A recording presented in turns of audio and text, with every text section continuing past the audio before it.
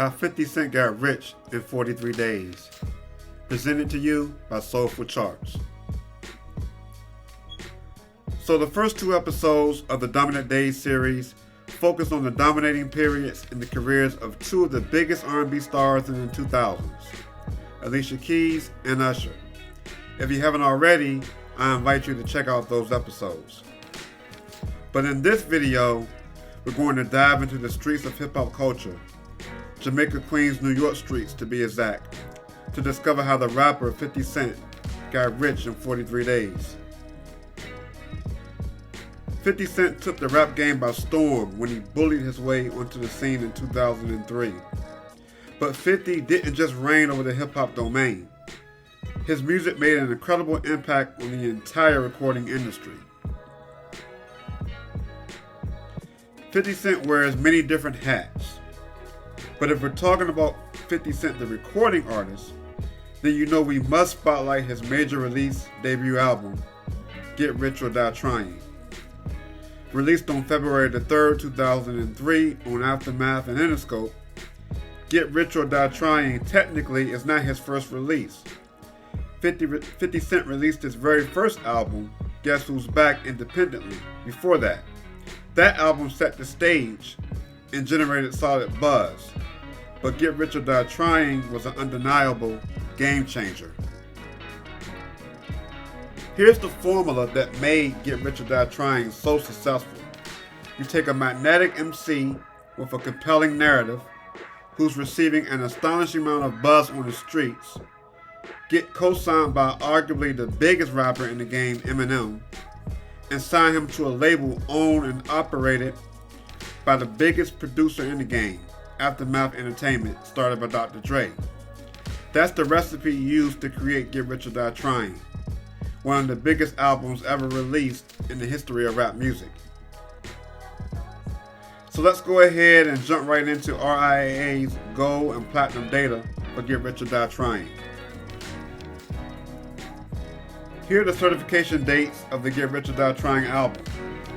The numbers are truly astronomical, but we're going to focus on the album's first 43 days. As you can see, Get Rich or Die Trying was certified 4 times platinum. That's 4 million copies sold within 43 days of its release. So let's dig a little deeper into those 4 million copies. Billboard reported that Get Rich or Die Trying sold an eye-popping 872,000 copies in the first week of its release. And 50 was able to accomplish such an incredible feat even though the album's release to retail was rushed, which impacted its marketing and promotional campaign. Get Rich or Die Trying will have an almost as strong second week, selling about 828,000 copies, for a total of 1.7 million copies sold in the album's first 2 weeks. So the album would nearly reach 2 million sales in 2 weeks, and will go on to be certified 4 times platinum about 5 weeks later on March 20th, 2004. So let's talk about the Billboard chart history of Get Rich or Die Trying. Starting with the R&B charts, the album debuted at number 1 on February 22nd, 2003. The album spent a total of 8 weeks at number 1, with 4 of those weeks being consecutive. And what about the pop charts, the Billboard 200? Well, Get Rich or Die Trying debuted at number 1 on Billboard 200, also on February 22nd. The album spent a total of 6 weeks at number 1, with 3 of those weeks being consecutive. Get Rich or Die Trying was number 1 on both charts at the same time, during 5 of the combined 14 weeks at the top. Its longest consecutive run at number 1 simultaneously on both charts was a 3-week stretch from March 22nd to April 5th. So now let's look at the hit single driving the album's sales in the first 43 days of its release. In the Club is 50 Cent's signature record and is one of the most recognizable rap songs of all time. That includes any era. It's hard to overstate just how big that record was for 50. The hit song took over the streets, the suburbs, of course the clubs, and popular culture in general. So, how did the song perform on the hip hop and R&B charts versus the pop charts? Well, In the Club debuted on the hip hop and R&B charts at the end of 2002 on December 28th. Within 8 weeks, the record would peak at number 1 on February 15, 2003, just 9 days after the release of Get Rich or Die Trying. In the Club spent 9 consecutive weeks at number 1 on the hip hop and R&B charts, from February 15th to April 12, 2003. Now that's quite a stretch of dominance for a single.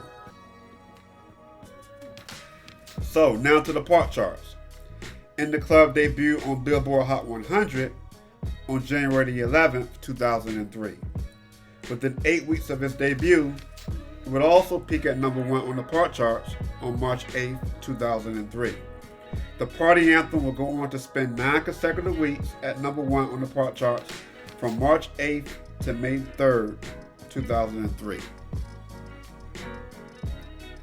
The key difference between In the Club's performance on the hip hop and R&B charts versus the Billboard Hot 100 was that the song debuted and peaked earlier on the hip hop and R&B chart. In the Club was number 1 on both charts at the same time during a consecutive 6-week period between March 8th and April 12th, 2003. So allow me to go back to RIAA listed certification dates for Get Rich or Die Trying real quick, because I saw something intriguing in the data. The album was certified 6 times platinum by December 2003. It still sold well many years after its release, being certified 9 times platinum in February of 2020. So I wonder how close is the album to becoming certified diamond, 10 million copies sold. Very few hip-hop albums have the distinction of going diamond, but let's keep it real. Get Rich or Die Trying is one of the biggest rap albums ever released, regardless, hands down. Okay, so let's summarize.